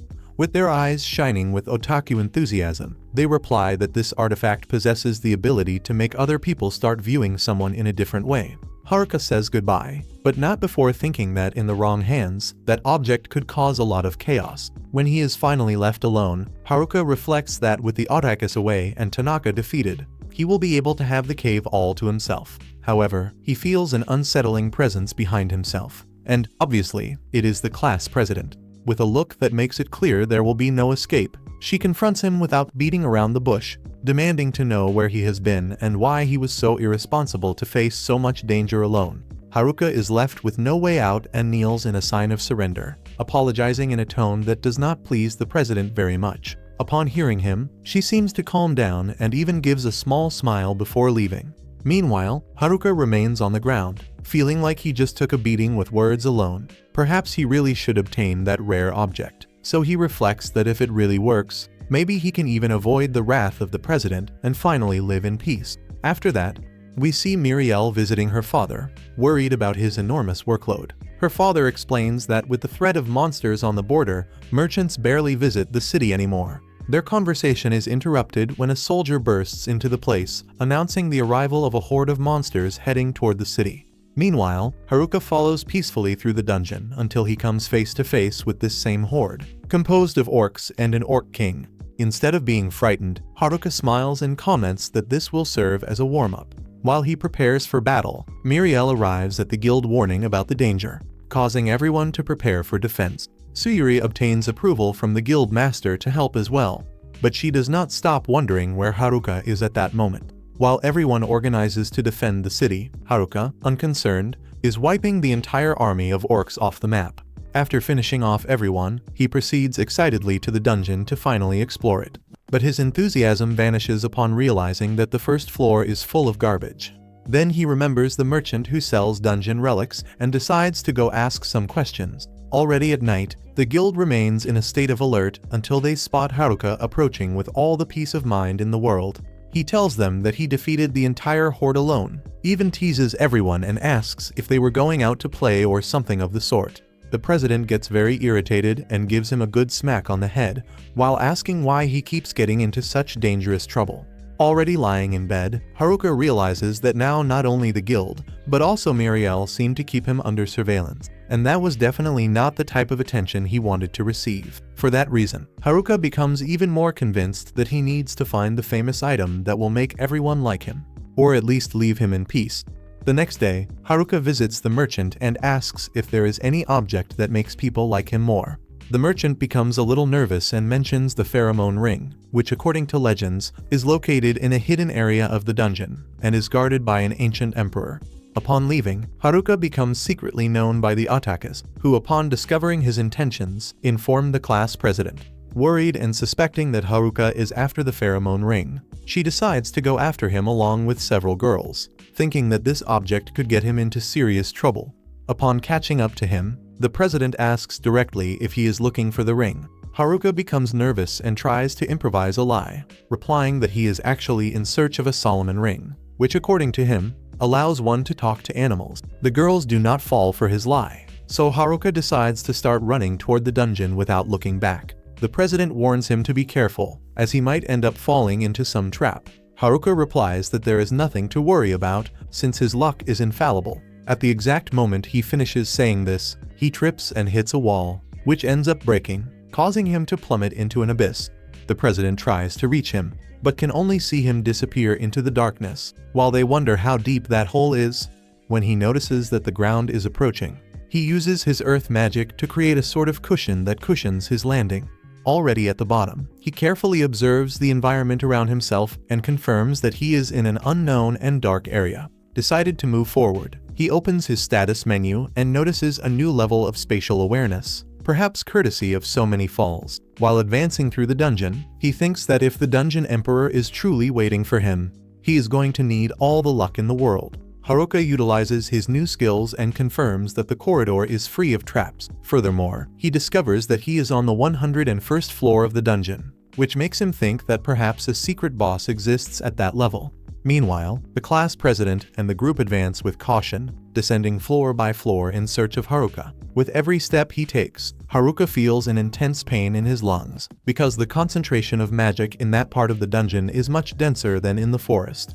Upon arriving before an enormous door, He concludes that he is before the boss room of that floor and continues forward. As soon as he opens the door, he feels an overwhelming pressure. A gigantic amount of magic emanates from that place. Before him arises an imposing figure, and Haruka realizes that a single mistake will be enough to put him in great danger. He tries to use his appraisal skill on the creature and discovers that in front of him is the Dungeon Emperor, a level 100 creature, which leaves him in shock. Meanwhile, the group continues advancing, but they are still only on level 40. The president asks the otakus if the nearby door is a portal that will take them back to the entrance. Oda confirms that it is, but believes that Haruka will not be able to use this path, because everything indicates that he is climbing from the depths of the dungeon. Furthermore, they explain that this is an ancient dungeon, where they say the Dungeon King bows before the Emperor, whose mere presence strengthens all monsters. Even so, the group trusts that Haruka will manage to come out unscathed, and the encouraging words of Kakuzaki help the president to maintain her calm. Meanwhile, Haruka remains in a state of alert before the enemy, and begins to doubt his own appraisal skill, since the attributes of the monster appear as unknown, suggesting that his power is simply immeasurable. All his attempts to attack seem useless, and the Emperor blocks his blows as if they were nothing. Without losing determination, Haruka decides to test a new skill that he just created. For a brief instant, he believes he achieved some advantage, but the Emperor repels all attacks with a divine speed. The pressure increases and Haruka begins to sweat. However, he does not think about retreating, because he is determined to defeat that monster. Meanwhile, Muriel talks to her father, worried about the dark clouds that surround the outermost part of the dungeon. This gives her the feeling that they are about to face something much worse than the horde of orcs from the previous days. Hearing this, her father asks her to send a messenger to the guild so that everyone prepares for a possible emergency. We return to Haruka, who continues facing the Dungeon Emperor.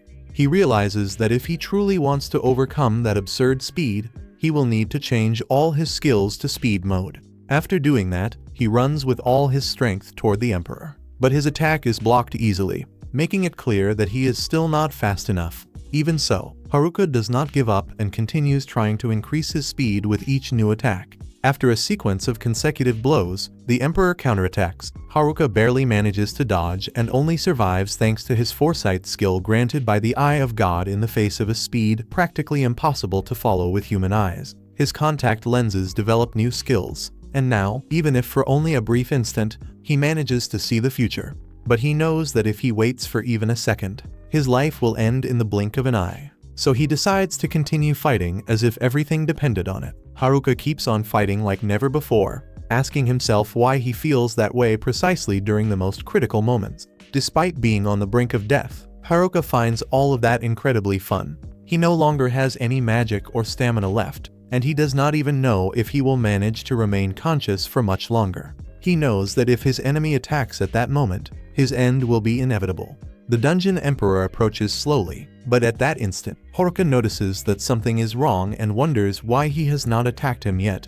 During all the time they have been fighting, he came to the conclusion that this enemy is different from the other monsters he has faced. The main difference is that he does not feel any bloodlust coming from him, which means that the Emperor could have killed him at any moment, had he truly wanted to. Haruka returns to attacking him, but the Emperor corners him and places his sword against his neck. At that moment, Haruka realizes that the miasma might be controlling the Emperor, forcing him to fight against his own will.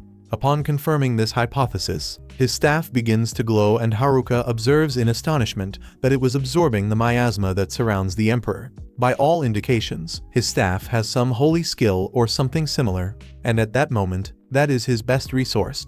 Haruka attacks the Emperor with the staff, and as soon as the blow hits him, all the miasma begins to be absorbed. When the miasma finally disappears, the Emperor lowers his weapons, confirming that he truly was being controlled. Haruka decides to talk to him and finally understands that the Emperor only wished to die to free himself from the control of the miasma, which is the reason why he did not kill him.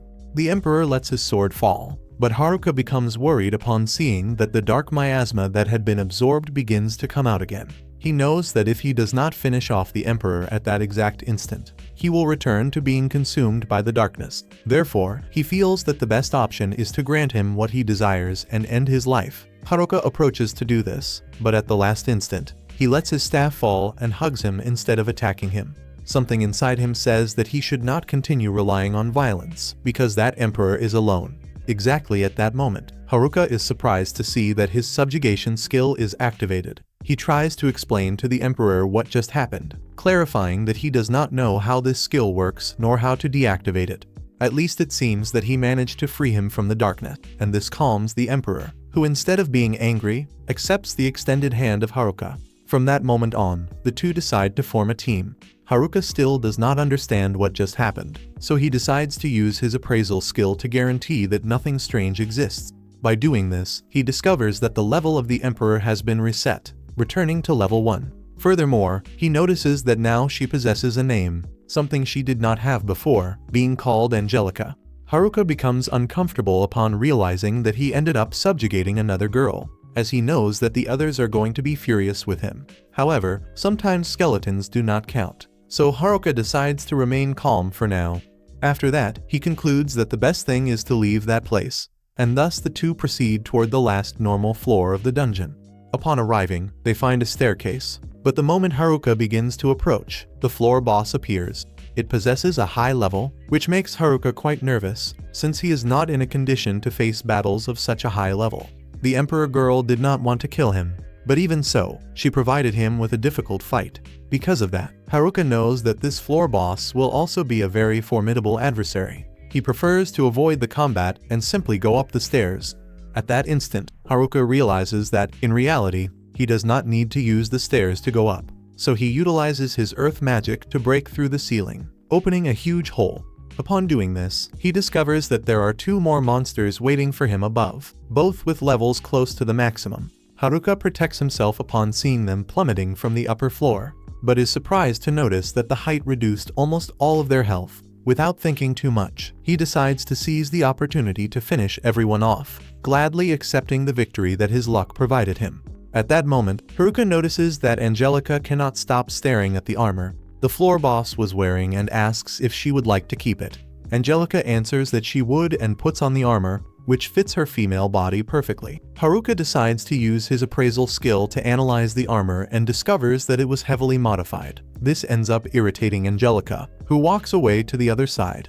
Meanwhile, the rest of the group continues descending through the dungeon, a bit discouraged at not finding Haruka anywhere. At that moment, the group goes through a door and comes face to face with a 4-armed monster, a fearsome Cyclops. On the other hand, at the guild, Muriel informs that something strange is happening in the dungeon and fears that the situation is severe.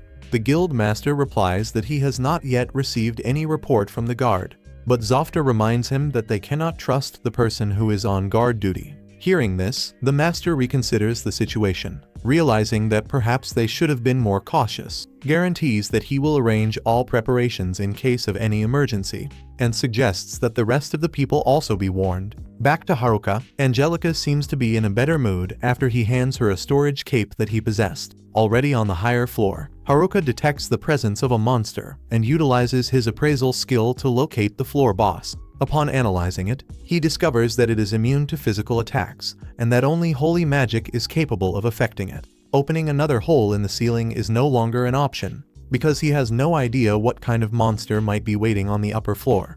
After thinking for a moment, Haruka realizes that to neutralize the dark magic monsters, he needs to use his staff. In this way, he manages to defeat the floor boss very easily thanks to his holy light. On the next floor, they encounter a cloud of monstrous moths. They have toxic powder. Haruka knows that he would not be able to resist it, so he decides to use the fire moths to attract them, since moths are attracted to light. As soon as they fall into the trap, he increases the intensity of the flames, turning all of them into ashes instantly. Further ahead, he finds a horde of monstrous caterpillars, probably the previous stages of those moths. These creatures leave sticky threads that are difficult to remove once they adhere to the body, which is why Haruka uses earth magic to build a thin wall that blocks the passage, and then tilts it, causing the caterpillars to roll down and be crushed. Upon reaching the next floor, Haruka notices that there is something different. A powerful presence dominates the environment, and suddenly a sword attacks him. But he manages to dodge the blow and discovers that he is facing another floor boss. Despite being of a lower level, this monster possesses skills that make it a dangerous adversary. Haruka tries to dodge and counterattack, but the enemy utilizes abnormal status conditions that are very difficult to keep up with. Angelica observes the situation and decides to help with an impressive fighting spirit. drawing her sword and causing the monster to assume a much more serious posture. Haruka is impressed, while Angelica defeats the floor boss with a single blow. But he knows that she is now a powerful ally and cannot help but think about how dangerous she would be if she were on the opposite side. Meanwhile, on another level of the dungeon, the class faces and fights the fearsome Cyclops. Exhaustion begins to take its toll, and the front line is on the verge of collapsing. Even exhausted, Kakuzaki wonders what Haruka would do in that situation and decides to act with a renewed determination. The group devises a risky plan, and Kakuzaki sets out for a frontal attack with the objective of distracting the Cyclops, receiving a violent blow during the execution of the plan. However, this was part of the strategy. While the monster is distracted, the guard launches an extremely high-powered attack and defeats the Cyclops in a single blow. Finally, the class celebrates the victory and promises that they will find Haruka. On the other hand, Haruka and Angelica continue advancing through the dungeon floor. But they stop upon noticing that the entire place begins to shake. They do not know it, but a massive horde of monsters is approaching dangerously. The dungeon guard is in shock. The life of a salaryman was already complicated, and he still saw a group entering as if they were taking a stroll, ignoring all the signs that said not to enter. And out of nowhere, a bunch of rats also starts coming out of the dungeon, in addition to very strange things emerging from the ground. They did not tell him that the job would be like this, which is why he ran to the guild to give the warning. The master seems to be on the verge of an adrenaline rush and unfurls an ancient book, speaking about what he already knew. It turns out that dungeons are living beings that grow and grow until they reach their maximum point. And when that happens, they begin to vomit monsters as if there were no tomorrow.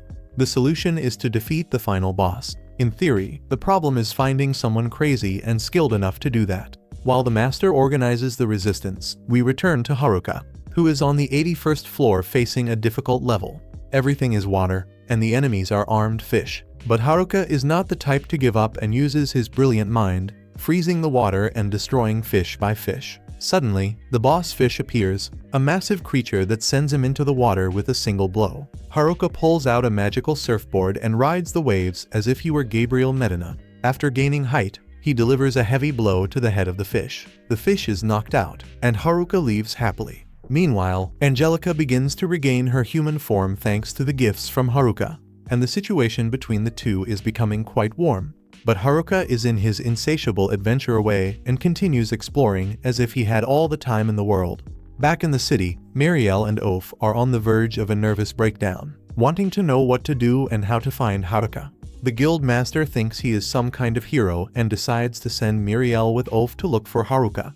But Muriel is very frightened by all of this. In the end, she accepts because someone has to save him.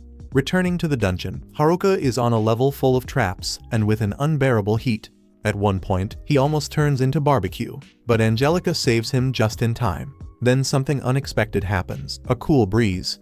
Haruka becomes more confused than ever and decides to investigate. This is where everything connects, and the class president in another part of the floor also feels the wind and hears a familiar voice. It was Haruka, and after shouting a lot, they manage to communicate through a draft in the wall. Haruka listens carefully to the class president, but his mind is already racing at 100 miles per hour looking for solutions. Someone asks about a rope, but he does not possess any, so he discovers that his team is on the 54th floor. Haruka knows that he has no time to waste and that he needs to move very quickly to meet up with them. However, the class president interrupts him, saying that she needs to tell him something important. The city is in danger because of the monsters and total chaos. With almost everything clarified, Haruka discovers that the city will not survive a third wave, especially after the second wave nearly destroyed it with colossal creatures. Therefore, the only option is for him to defeat the final boss of the dungeon. Haruka gets quite confused and asks if they are referring to Angelica, because if that is the case, he already defeated her. Then everyone looks at him in disbelief, because without the dungeon boss, there should be no new spawns. Haruka does not have the answers. Oph asks if he is truly sure that the final boss is dead, because if it is not, the battle will continue. Despite having defeated that skeleton, Angelica is now free from the dungeon, and she was just another prisoner, a victim of that dark and frozen place. Haruka cannot even imagine how many years she spent trapped in solitude, and he cannot finish her off now. Oph insists, wanting to know if the final boss is dead. Haruka confesses that it is not, and everyone is left with their mouths open, saying that this makes no sense. He finds himself caught between saving Angelica and protecting the city. But he has a plan and looks at Angelica, telling her to trust him. His words do not leave much room for questions.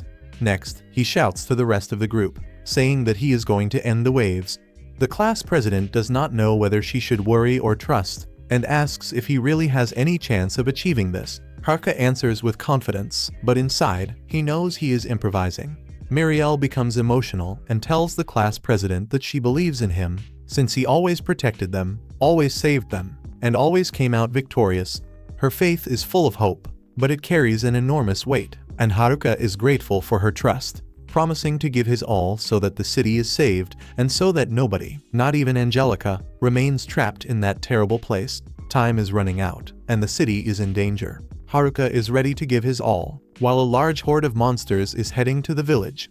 The adventurers try to do the impossible to manage to stop it, but they are suffering quite a bit because there is only one idiot fighting properly, as even the guild master stands still making a stylish pose and trying to motivate them. He also reminds everyone else that the daughter of the lord of the city, named Muriel, along with Oph, went to look for the new adventurers, and that together with them, they might manage to change the course of the battle. Haruka gets to work and asks Angelica to speed things up a bit, and the two begin to climb floor after floor.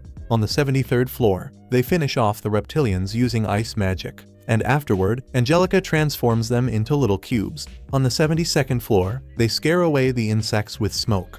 On the 70th floor, Haruka blocks the sense of smell of the two-headed dog with his special vinegar, and then Angelica cuts them in half. The two do an excellent job, but further ahead, while Haruka examines all the objects, Angelica touches his shoulder, and he imagines that she wants him to rest a bit because he is pushing himself too hard.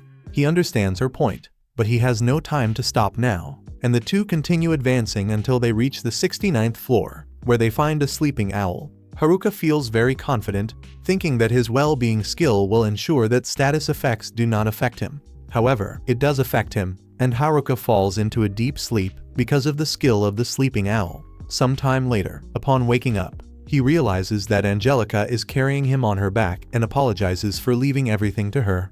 But she gives him a few taps, making him understand that he needs to rest a little more, and Haruka decides to listen to her, taking another nap. In another place, the group is facing a giant lion. No matter how much they attack with physical or magical blows, it does not even flinch. Ulf comments that the dungeon lions require them to solve riddles and are not beasts that can be defeated with brute force or magic, because according to rumors, they are immortal. The girls become worried and wonder how they will be able to defeat a monster like that, and the lion makes them fly when it attacks. On the 59th floor, after a good rest, Haruka thanks Angelica. As they continue advancing, his perception is activated. Returning to the body, everyone is fallen on the ground because no matter how well they work as a team, fighting against something immortal that resists physical and magical attacks is simply impossible. The lion prepares to send the class president to the ice sky. But at that moment, Haruka appears, using his holy staff, which is highly reinforced, and manages to nullify the immunity of the lion against attacks. He comments that even though it is a level 100 monster, it is just a mini-boss of the 57th floor, nothing compared to the boss of the entire dungeon, which with a single blow leaves it headless. Afterward, Haruka, not knowing quite what to say, just comments that he is back. Both the class president and all his companions are happy with his return. But in the middle of the gathering, the president asks Haruka who that knightess is, and when he is about to introduce her, the ground collapses. Fortunately, Haruka was already prepared and expected that to happen. So he climbs back up and tells the others that there is no need to worry, because now he possesses new skills and much more experience. Before he even finishes speaking, the ground collapses again, and he falls once more. But this time he did not expect it. However, the class president does not think about letting him fall again and acts fast to hold his hand. After that, the others help Haruka and congratulate the president for her quick reaction. But Oda comments that it is not time to celebrate and points to the floor below, leaving everyone shocked to see that the horde of monsters is coming out of the dungeon. If an amount like that escapes, Almu will be doomed. Everyone panics, and the president asks Haruka if he has any way to save the city. He answers very calmly that Angelica is the key. At that moment, Ulf shouts to everyone that it is time to return to the city. They enter the transport portal and return to the surface, where they reunite with the guild master. Miraculously, they manage to survive by a very narrow margin. But there is no time to celebrate, because Muriel warns that the monsters are already arriving. Everyone disbelieves upon seeing the massive wave that is escaping from the dungeon. It is a true army of monsters, and every type of creature is in it. The youths know very well that they do not stand the slightest chance against that army. Even so, in a shameless manner, the father of Muriel tells the citizens that they do not need to worry, because the adventurers of Amu will defend the city from the monsters, when in reality they do not even know where to begin. Haruka looks at Angelica and understands that the time has come to act. She advances forward, draws her sword, and drives it into the ground, creating a massive wave of mana. It was she who laid countless powerful enemies to rest in the dungeon, and only she and her powers can keep any monster under control, as she possesses absolute authority over all of them. As the ruler of the dungeon, the monsters begin to disappear, leaving everyone surprised, wondering where all those creatures went. Nobody can believe what they are seeing, so Haruka approaches Angelica to celebrate the victory. The class president asks Haruka if he was the one who did that, but he replies that he did not do anything, because everything was thanks to Angelica. Oda understands that she is the dungeon empress, and everyone is surprised to discover this. However, Haruka reassures them, commenting that she poses no danger. Everyone decides to believe him, while Oda cannot believe that Haruka was accompanied by the dungeon empress, the ruler of all the monsters that live there. Haruka comments that she is actually very strong, although due to certain circumstances, she started over from level 1. However, the leader passive is huge, but it works only with the monsters of the same dungeon, and they need to be close to her for her skills to take effect. The guild master asks what happened to the monsters, and Haruka replies that they most likely returned to their home in the dungeon, so now Amu is safe. Everyone celebrates the victory, and the next day, Haruka begins his big event, using all the materials he obtained in the dungeon. At that moment, all his classmates arrive at the inn at the request of Haruka, and are impressed to see the massive amount of treasure he obtained. Haruka takes a megaphone and asks if they are ready to buy, because all his items are at incredibly cheap prices.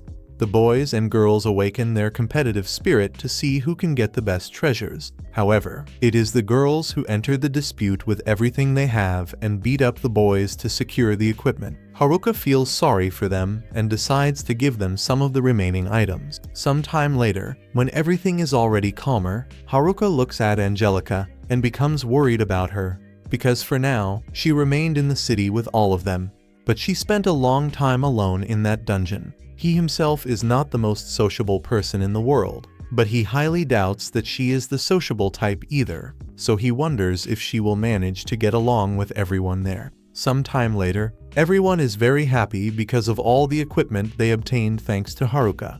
But the one who is truly happy is he himself, who is swimming in gold coins. At this, the class president approaches him and thanks him for everything he did. Haruka turns and asks if she got the equipment she needed. She replies that all of that is thanks to him. Angelica also expresses gratitude and asks Haruka to introduce them more formally. So he introduces her as Angelica and says that she can be considered a highly reliable knightess who is also the empress and secret boss of the dungeon. The class president asks if he used the pheromone ring on her that he was looking for. Haruka becomes a little nervous and confesses that he never found that ring, and that, completely unintentionally, he ended up using his subjugation skill. The class president is surprised to discover that he subjugated the dungeon empress and asks why he did that. Haruka does not know how to answer this, and the class president begins to grow suspicious, so she decides to ask Angelica directly. This causes her to react, and the class president holds her hand and takes her away, while Haruka just hopes that Angelica manages to get along with everyone. After that, we see Angelica quite nervous, as she is surrounded by all the girls in the class. They begin to bombard her with questions, and Angelica answers that she is a 17-year-old girl, leaving all the others surprised. The class president approaches her and asks if she can tell them a little more about herself little by little. Then we see that Angelica was trapped in the darkness at the deepest level of the dungeon until she was rescued by Haruka, who broke her curse by subjugating her. The class president thinks that they should also help her. so she takes everyone to the bath along with Angelica. Believing that a hot water bath can soothe that cold and lonely heart, Angelica attempts to undress, and the president tries to help her, thinking that even though she is a skeleton, she is still a girl and probably wants to be clean. When she begins to help her undress, she and all the girls become confused to discover that Angelica has human skin and flesh, and that on top of that, she is a beauty. On the other hand, Haruka is lying down relaxing, thinking that in the beginning he was a little depressed about not finding the ring, but at least he rose 6 levels at once and secured several good skills. However, he remembers the wave and thinks that he would have never been able to stop it without the help of his companions and Angelica. But in reality, all the work belonged to her. For that reason, he decides to return to the forest to become even stronger on his own. The next day, he goes to the Adventurers Guild, and the president spots him.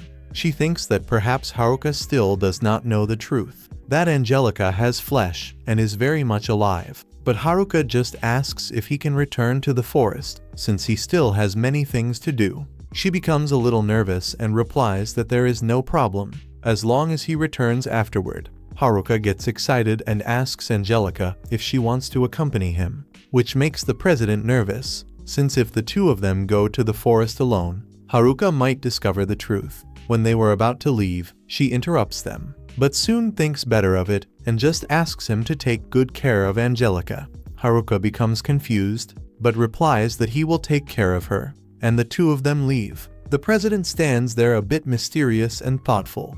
Meanwhile, the two arrive at the forest where they begin to stretch, and Haruka finally rejoices at breathing the fresh air again and begins to use his speed to try to master it. However, he ends up slipping and falling. Angelica warns him that he must be careful with the slippery mushrooms, but she herself ends up slipping and falling, being caught by Haruka, who comments that she is quite heavy for a skeleton, which makes Angelica blush. Later, already during the night, Haruka takes a relaxing bath in his beloved bathroom. Meanwhile, Angelica asks if she can join him, but then confesses that it was just a joke. She thinks that even though she is a skeleton, she still remains a girl and apologizes for suggesting that. At that moment, Haruka opens the door, and he is surprised to see a busty blonde entering the bathroom, panicking upon realizing that she is practically naked. He asks what happened to Angelica, and then asks if she is truly Angelica. She becomes embarrassed and says yes. Haruka turns red, and after that, the two are in the bedroom. Haruka is nervous and asks if she can speak. Angelica tries to communicate, making Haruka think that perhaps, because she spent so much time as a skeleton, she has difficulty using her voice. But through this, she explains how she ended up in that situation. She says that the Dungeon Emperor was a skeleton monster moved solely by spirit, and that the silver armor restored her flesh to activate a curse. Afterward, the effects of a blessed bracelet nullified that curse, leaving her trapped in the armor. Next, with the necromancy gem that controls life and death, and the luck of an unlimited fortune ring, she managed to recover the vital energy she had lost, returning to life in this manner thanks to several legendary accessories. Haruka is surprised, understanding that Angelica was trying to help him all along as a way of expressing gratitude. However, he thinks that perhaps he is taking away her freedom by acting this way, and makes it clear that she is no longer a monster, asking why she does not simply do whatever she wants, since she does not need to stay with him to repay anything. Angelica begins to cry and hugs Haruka, saying that she does not want to be without him. Haruka understands that she was alone for a very long time and that now she desires company, so he decides to let her stay by his side and begins to tell many stories of his life to make her smile. Thus, the two spend the entire night sharing stories of solitude. The next day, Haruka asks if Angelica would like to fight him, clarifying that he wants her to give her all, as he is testing a new skill and wants to see how much she has improved in recent days. Angelica accepts, and the two prepare to fight, while Haruka thinks that Angelica, now free from the darkness, must be much stronger than during their encounter in the dungeon. Even so, he believes he will manage to overcome that speed with his displacement skill. His level and status are low, and he has the worst weapons and skills, But even so, he intends to get stronger and advances against Angelica. She knocks him down with ease, leaving him on the ground. But Haruka gets up and says that he learned to use his displacement better, and that one day he will be much stronger than her, inviting her afterward to go look for food. Since the training left him tired, Angelica accepts, and Haruka comments that she looks more like a kitten than a person. After that, they go fishing and secure a great feast. Haruka comments that they will make a hot pot with fish, but Angelica does not understand what he is talking about, and he tells her just to wait because it will turn out very good. Upon arriving home, they go to the kitchen. Angelica does not know how to cook, but Haruka helps her, and she becomes very happy to share these moments with him. Later, the hot pot is ready, and they eat a lot. Haruka comments that he never imagined he would eat hot pot in another world. At that moment, he notices that Angelica is very nervous. He asks what happened, and she leads him by the arm to the bedroom. When Haruka sits down, she stands behind him very nervous, and he understands that she wants to give him a massage as a way of showing gratitude. Angelica gives the massage, even though she is quite clumsy, and Haruka realizes that she is not good at it at all, but decides not to say anything so as not to hurt her feelings. When she finishes, she asks if he is better, and he says yes, but in reality, he is all sore. Still, Angelica is not satisfied and wants to discover more things to do. So Haruka takes her outside to observe the night sky together. He understands that Angelica practically only knows how to fight, so he strokes her head and thanks her for the day. She tries to say something but cannot speak and gets frustrated. Haruka reassures her, saying that she is doing her best to evolve and suggests that they return to the city the next day. She gets nervous, but he calms her down, saying that he will be with her. The next day, the two set off. On the way, it begins to rain, and these two lovebirds run all the way to the city. As soon as they arrive, they reunite with the girls, who are happy to see them after so much time. Furthermore, some of them cast mischievous glances at Haruka. The leader of the girls notices that Haruka and Angelica are suspiciously close, and the two separate. The girls approach Angelica and comment that they were also returning from the dungeon. But Angelica gets very nervous. The class president intervenes and welcomes Angelica back. Haruka approaches and tells the class president that he will continue to count on her from now on. Some boys approach him and ask what is going on between him and Angelica, but he simply sends them all away. Angelica approaches, but Haruka tells her to keep talking to the girls while he goes for a walk. Turning to leave, Angelica tries to stop him, whispering for him to liberate himself. Haruka is surprised to hear her voice, and Angelica thanks him as best as she can. After that, she returns to the girls. While Haruka feels happy for her, he realizes that after everything he experienced in this other world, he learned that everyone has their own problems, anxieties, and secrets, and that deep down everyone is a loner in some way, but that does not mean they are truly alone. With this thought, he follows his own path, determined to continue living in that world on his own. And thus the anime ends. Do not forget to give that like, subscribe to the channel, and comment school. A kiss.